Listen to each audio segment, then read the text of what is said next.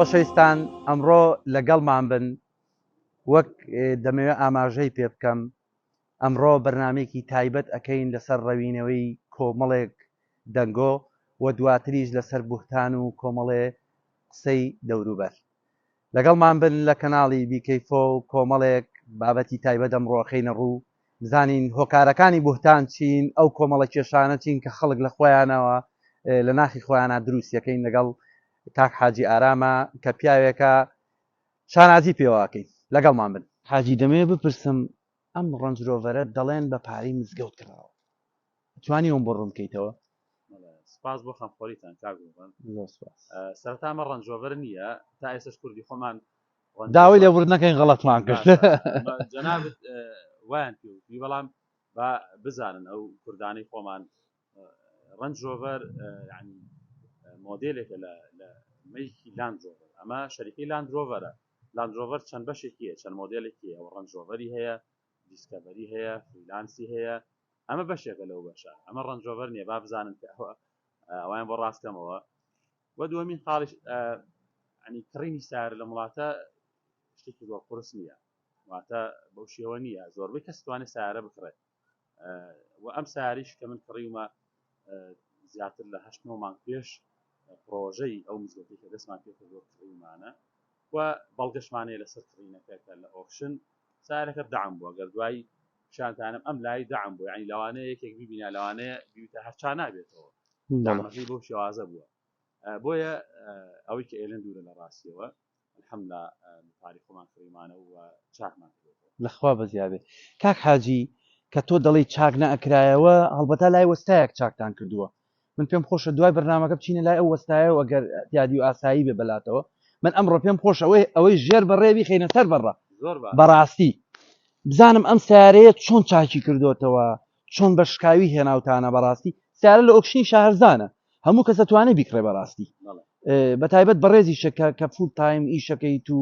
خۆت ئیشەکەی خێزانە ئیشەکە ئەگەرێکی ئیشی سپێ بێ لەم وڵاتەیە کڕینی هەموو شتێ ئاسانە.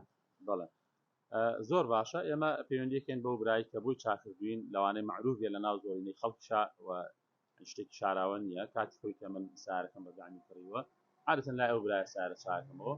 ئەتوانین بچین جەنابتان لەنزیک. وەڵا با بڕۆین ئەگە کات هەیە پێمان خۆشە. ئێمە ئەمڕۆ تەرخانەکەین بۆ جەنابە، بەڵام من منتی نەگەر کاتمان بیتێ و بۆی ئەو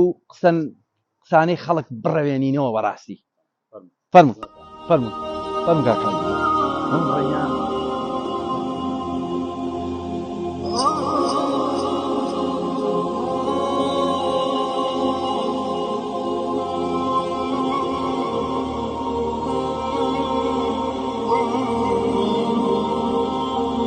وەستاگیان سەلام عەلەیکوم. عەلەیکە سەلام. وا بازارتان بە وا بێوەیکە یاخوا سەلامەتی. وەستا عەبدول وایە قوربانێ بن باشی برایگیان یاخوا ماندوو نەبی. وەستا عەبدول پێم خۆشە و خۆشحاڵ بووم بەناسینە بەڕاستی. من وەکو ئەرکێکی ڕۆژنامەوانی خۆم لە کەناڵی بیکەیفەوە ئەمڕۆ پێمان خۆش بوو سەردانی بەڕێزەکەین سەبارەت بە سیارەکەی کاک حاجی ئارام کە دەنگۆیەگەی خەڵگەڵێ بە پارەی مزگەوت کراوە و تازە کراوە و ئیتر ئەم شتانە. مێ بپرسم ئەم سیارەیە چۆن هاو بۆ لای تۆ، چۆن چاکرایەوە، کەی بوو هێنای بۆ لای تۆ؟ یەکەم جار بەناوی خوای گەورە بە خێراتنیەوە شەکەم بۆ ئەم کارە پیرۆزە. بەس من کاک ئارام ئەم سیارەی هێنا لە کۆپال بوو، نازانم لە مۆتۆرۆ بوو کڕی بوو، ئەم سیارە دەعامکرا بوو. بەڵێ ئەم سیارە لایەکی دەعامکرا بوو تەقریبەن 3 مانگیش بەخوا بەدوای ئاشیا و شتی بەدوای ئاشیا و خۆی باشە زانی. بەڵێ 3 مانگشەم سیارە لەم گەراژە ناکەوت بوو. اینجا 6-7 مانگ پێشی ئەو مزگەوت و پێشی ئەو ئینانیش ئەو سیارە لای من بووە و خەڵکی هاتۆ پرسایی لە من کردووە. زۆریش لە شارەکانی تۆ کارامنی نەناسیوە، کاگارامی ناسیوم لە دوورەوە.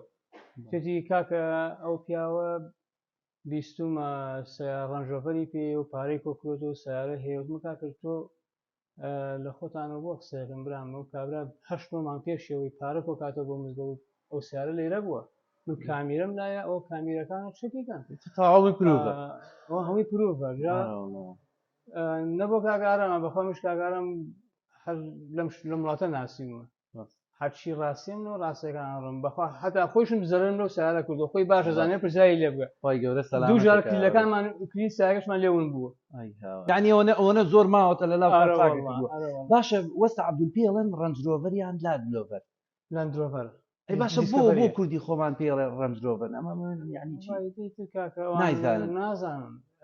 ئەوانەیە کە نەزانن قسەی هین لە شاوی شەکەن باشە وەستا عەبدول یعنی ئەمەنە گرانە کاگارام نەتوانیا ئەوانەی کە وەکو کاگارامە نەتوانم بیکڕن وەڵاو سیارە لە ئۆکشن بیکڕی هەرزانە بەچی بەپارەی خۆت گوناحبار ناکەی بۆ 100,000 پاوانیش ڕاستە برا دنیا کاگارامە ناسێ لە وڵاتەکە بەڵێ خۆی گوناحبار ناکە بۆ شتێکی ماڵی دنیایی ئێمە هەرکێ لە ئێمە ئەگەر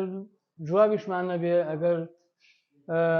ئیشوکاریشمانە بێ ئیشێکی بەسیتمانە بێ بە ساڵێ ئەو سارەیە کردووە لە وڵاتەکە ڕەحمەتە لێوێ هەر لەوەی هەیە لەسەر لەسەر بەنەفێت بەڵێ لەسەر بەنەفێتەوەی کرێت و زۆر پیاوەشی سپیژەکە بەڵێ هەر لە کوردستان نەفەری تازە دێتە ئەم وڵاتە بڕواکە بە 6 مانگ سارەیە کڕێ ئیشەکەی 6,000 پاوانە مانگی 1,000 پاوان هەرچنە سارەیە کڕێ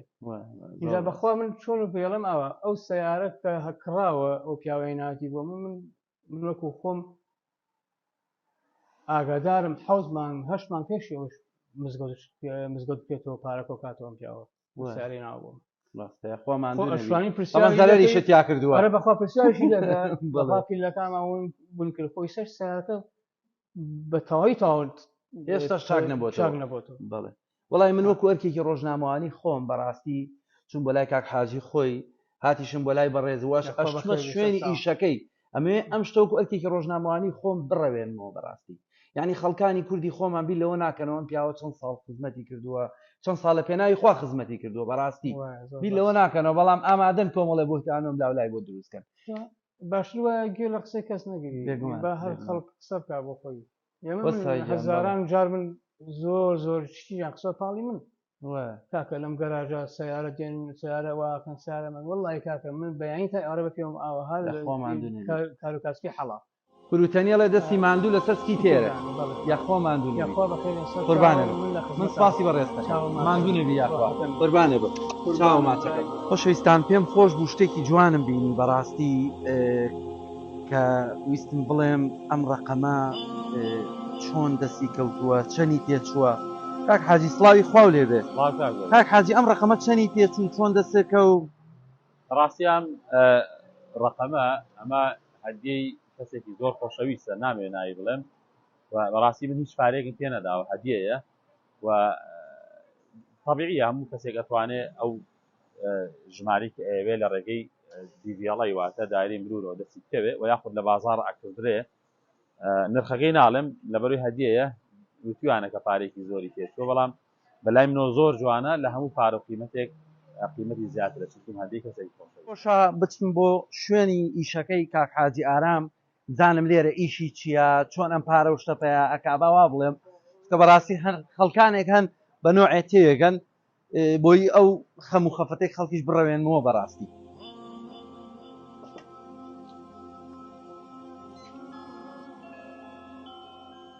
ئەم شوێنە شوێنی ئیشکردنی کاک حاجیە لەگەڵ خێزانەکەیە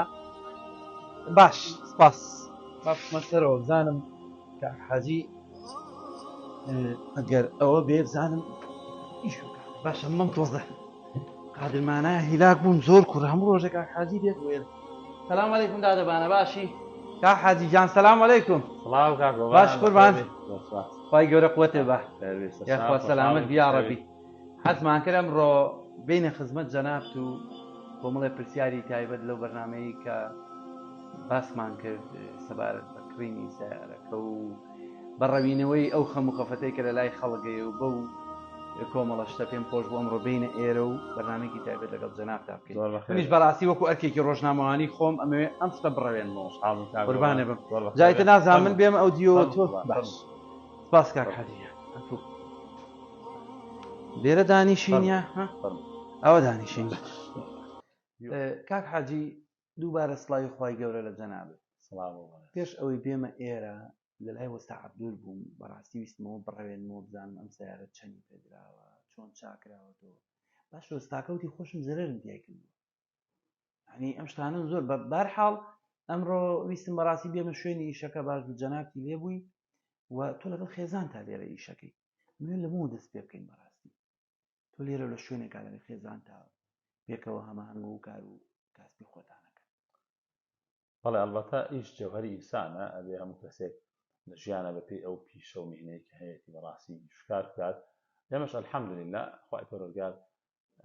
نیعمەتی ڕژانەوە بەسەرمانە و ئەم شوێنەمان هەیە بە خوانی شکاری تیاکەین. ئێستا ئەگەر سیر بکەی لە لای کەسێکی ئەوروپی یاخود ئینگلیزێک ئەگەر بڵێ ئیشەکەم ژمێریاری ئەکاونتینە واو you must be rich هەڵێ ئەگەر تۆ دەوڵەمەندی چون ئیش ئەکاونتین ئەم بەو شێوە نین بەڵام الحەمدوللا قەناعەتمان پێ هەیە کە هەردووکمان ڕۆژانە بەڵێ لێرە کارەکەین و ئیشکاری خۆمانە الحەمدوللا قەناعەتمان پێ کاک حاجی دواتریش ئەمەوێت ئەوە بپرسم تۆ چی وەڵامی ئەو خەڵکەیەیتەوە ینی چی بۆ خەڵکە ئەڵێ کێمە منۆکو ئەرکی ڕۆژنامەوانی خۆم شتەکانم شتی ژێر بەڕەم خۆتە سەر بەڕە باوا بڵێم ڕاستی یعنی شتەکە ڕوون بۆ تۆم سیارەیە بە چەند کراوە چۆن کردراوە تو بە ئاسانترین شێوە توانی سیارە بکڕیت و مامەڵی کڕین و فرۆشتنی پێوە پێ بەڕاستی چی وەڵامی چانە دەیتەوە؟ لە ڕاستی ئەمە چەند هۆکارێک هەیە هەندێک خەڵک ئەتوانم بڵێم بەعەمدی یاخود بە ئەم قەست ئەم شتانە بڵاوکاتەوە بۆ لەکەدارکردنی خەڵکی بەرامبەر خۆشی ئەزانێ لە ڕاستیە کە شتەکە ڕاستی نییە بوختانە درۆیە و ئەیەوێ بەرامبەرەکەی بەو شێوە لەکەدار کە هەرچەند کوردە لە چاڵ بۆ هەڵکەنی خۆتی پێەکەی خۆیان لەکەدار و ناشیرە بپێی ئەوەی کە ئەیزانێ واقعەکە ئەزانێ گوناحی ئەگا و بوختانە و درۆیەکی وازەحەکەیکە لەم مەوزوعەیە و ئەوەشی کە نایزانێ بە دڵنیابێ لەوەی کە نابێت بە قسەی خەڵک خۆش باوەڕ بین ماتە هەر شتێک و بڵێ کاکەوەڵا فڵان کەسوتی ئەوە تەواوە چونکە خوا سبحانه وتعالى فەرمێ يا أيها الذين آمنوا إذا جاءكم فاسق بنبأ فتبينوا ئەگەر کەسانێک بە تایبەتی کەسان کە بێمتمانن بێسیقان شتێکیان وت نابێ بەسەر باوەڕ بکەن ئەبێت تبیانی تیا بکەن ئەبێت دڵنیایی لەو بابەتە وەدەست بێنن بە دوواداچوونی بۆ بکەن لەبەرەوەی کە زەرەرۆمەند نەبن لەبەرەوەی دڵ و هەستی خەڵک ئازار نەدەن بۆی ئەوانەی کە نایزانن بیزانن ئەمە ئەکرێ خەڵکێک بەمەبەست ئەمەی کە دەبێ بۆ لەکەدارکردنی ئێمە بە تایبەتی ئێمە دەستمان کردن مەشروعێک پرۆژەیەکی گەورە لە خزمەتی دین و ژینی خەڵکیە خۆی پێی ناکرێ و دێ لەم ڕێگەیە و ئەوێ تۆ ناشرین تا بۆی کە متمانە و سیقەکەم بێتەوە خەڵکی نێ بەدەم ئەو مەشروعەوە خەڵکی خێر نەکە مانعی خێرە هەم بۆ خەڵک هەم بۆ ئەو پرۆژە گەورانەی کە پێویستمان پێێتی کە بەڕاستی بۆ خۆمان و بۆ خێزانەکانمان بۆ مناڵەکانمان بۆ نەوەی داهاتووی خۆشمان بۆیە من نەسیحەتمەوەیە کە هەر شتێک وترا خەڵکی وەکو تووتی نەیڵێتەوە بەدوایە نەیلێتەوە بەدوایە عنی ئێمە الحەمدوللا هەردووکمان لەگەڵ خێزانم کە ئیشکارەکەین خەڵکەیە لە خێزانێکدا بەس خۆشی ئیشەکات ساری لەوەی ئێمەش باشتری پێ ماڵی لەوەی ئێمە باشتریشی هەیە ناکرێت کەسێکە خوای پەروەردگار کە ڕزقێکی زیاتری پێدا ئێمە گومانی خراپ ببین نابێ بەڕاستی ئەبێ توبیان بکەین ئەبێ دڵنیایی لە بابەتەکانە هەبێ بۆ ئەوەی کە بزانین ئەم بابەتانە تاکوێ ڕاستە ئەوە تاکوێ درێ بۆی من لێرە بە خەڵکەڵێم ئەوەی کەوتویانە لەسەر من و لەسەر خەڵکی ترش لێ و لەوانشتی ترش بووتێ بەڵام بەڕاستی درۆیە بوختانە و ئەوەی کە ئەیلێ بۆ خۆی ئەگەڕێتەوە خۆی لە ڕاستی ئایترەوەش ئەلبەتە محکەمەی قیامەت ئەوانەی کە هەندێشتیان وتووە کە ئێمە ئەیبیسینەوە یا جەناوت بیستوە لەوانەی ١٨ تریوا وتراوی ئێمە نایزانین نەمان بیستوە بەڵام ئەوە لە محکەمەی ئیلاهی ئەبێ وەڵامی پرسیارانە بدەنەوە هەندێک خۆیانی بۆ حازر بکەن و لە ڕاستیا شتێکی زۆر زۆر خراپەکەن وەک عەرزم کردی ئێمە سیارەکردن شتێکی زۆر مهم نییە هەموو کەس دەتوانێت بیکڕێ و ئەگەر کەسێکش دڵنیا نەبوو لەوەی کە بەچی کردراوە سیارە لەخۆی قسە نەکات بەتابەتیەوەی کە دوورە لە ئێمە و نامان ناسێت وەک عەرزم کردن وەکو ئاەتی خوا سوبحانه وتعالى فەرمی ئیماندارەکان دڵنیا بنەوە لەو بابەتانی کە باسێکێ بە قسەی خەڵکی خراپ مەکەن و من هەموو دۆکۆمنتەکان ئینشەڵڵا پیشانی جەناب دەدەم وڵا پێم خۆشە چۆن کردراوە وەکەی کردراوە و ئەسڵەن 8 مانگ پێشەوەی کە ئێمە پرۆژەی ئەم مزگەوتە دەست پێ بکەین ئەو وەستا عەبدولی ژووتی ترخۆ هیچی تیا نامێنێ کە ئەڵێ پێشە مۆزوعە کراوە بەڕاستی ئەجا دواتریش کاک حاجی منەمێ ئەوە بڵێم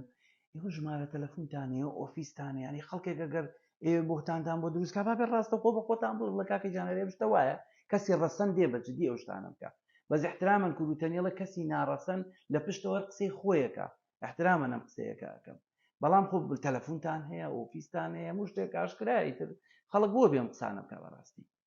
ڕاستە فەرمی جا ئەوە کەسی باش ئەو شتانە بڵاو ناکاتەوە ئەوەی کە حەقێکی هەیە لەم مەشروعەیە لەم پرۆژەیە چەند جار پەیوەندیان پێوە کردین ڕاشقاوانە قسەمان کردوێتەوە قەزەی ئێمە قەزەیەکە کە لە شوێنێکا وەستا و گیری خوارەوەکەی کێشەکەمانی کلااویەوە خەڵکی ئەوەی حەقی لایەن بۆیە گێڕینەوە نادیمان لەوە نییە و ناشکرێ مەسەلەن من نەتوانم ئەو نیعمەتانی خوا پێداوم بەکاری نێنم لە سنارەیەکی باشە لە ماڵێکی باشە لەبەر قسەی خەڵکی بۆیە ئێمە زۆر گوێی پێ نادەین چونکە ڕێگەی چاکەکاران و شاگرخوازان دایم قسە و بفتان و هەڵبەستران و ئەو شتانیان بۆ کردوون ئێمەش لەوان باشتر نین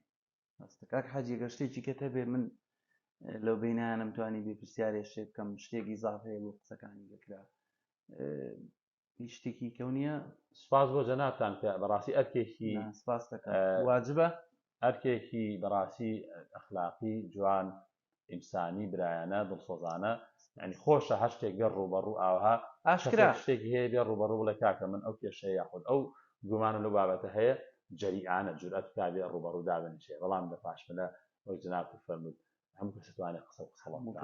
بۆ یەگە شتێک هەیە خەڵکی با تەقیب کاتەوە دڵنیا بێ قبلی خۆی ئاگر تێبەن نەدا من هەرەو ناڵێم قیامەت هەیە ئاگادار بن بارك الله فيك وای گەورە پاداشت باتەوە یا ڕەب خۆشەویستان کروتەنی قسەیەکی جوانی هەیە ئەڵێ بانگی محەممەد باشکرا خۆش هەر شتێک بوو هەر شتێک ڕوویدا ڕاستەوخۆ بێ بە کەسەکە بڵێ زۆر مەردانەترە نەک لەگەڵ ڕێزما ئەوەنە ئەو کەسە بە نوعێکی کە ئەو شتانە بکە وەخوای گەورەژە مرۆڤانەی خۆشەوێ کە بوتان دروست ناکەن ئەو مرۆڤانە دەچنە بەهەشتەوە کە بوتانچی نین کە مرۆڤی باشن خوای گەورە هەمیشە مرۆڤ و بەخشندەکانی خۆشەوێ منیش وەکو ئەرکی ڕۆژنامەوانی خۆم ئەم بابەتەی کە ئەمڕۆ باسمان کرد لەسەر کاک حاجی ئارام کڕینی سیارە و ئەو شتانە وەکو پیفۆکی پاکرا و خستمە بەردەستی ئێوەش دەتوانن بە دڵێکی پاک و بێگەردەوە لە بەرنامەکە بڕوان و خۆشتان پرسیاری خۆتان بکەن سپاسانەکەم وەکو ئەرکی ڕۆژنامەوانی خۆم بابەتەکەم گەیاند و تا بەرنامەیەکی تر شاد و سەرکەوتوو بن سپاس بۆ کاک حاجی ئارام کە ڕێی پێداین ئەوەنە بە ڕاشکاوی قسە بکەیت سپاس بۆ هەموو لایەک